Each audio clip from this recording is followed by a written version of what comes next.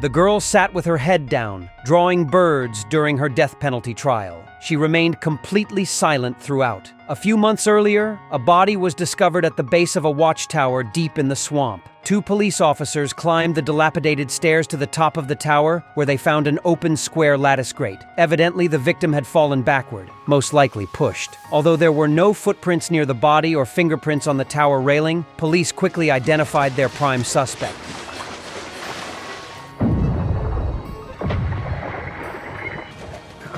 Her name was Kaya, and she had been involved with Chase, the deceased, for a time. Chase had been wealthy and a local celebrity, while she lived alone deep in the swamp. She had never attended school, and no one knew how she survived. Some called her a wild woman, others a witch. So when police drove her through town, people angrily condemned her. Only one person was willing to help, an elderly lawyer with graying hair. In prison, Kaya slowly told him her life story. The swamp girl hadn't always been alone. Kaya once had a home where she could cuddle with her mother at night and play by the water with her siblings during the day. But this happiness was often destroyed by her father, whose unpredictable temper frightened everyone in the family. Then one morning, her mother disappeared down the path, her face bruised and her expression distant. After her mother left, Kaya's sisters departed too. Eventually, even her closest brother left. The family's disintegration seemed to cause her father to reflect. During his good moods, he was unusually gentle. He taught Kaya to boat, fished with her, and even took her shopping in town. The kind grocery store owner told Kaya she was old enough for school, mentioning that the town's public elementary provided free lunches.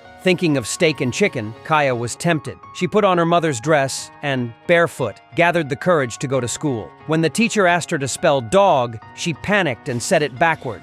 G-O-D.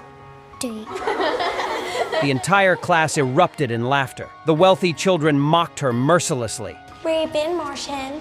Where's your hat, swamp rat? No one wanted to sit with her. She silently walked to the back row and sat down. But the cruel comments continued to reach her ears. Unable to bear it any longer, she ran out of the classroom. It was the only day of school she ever attended in her life.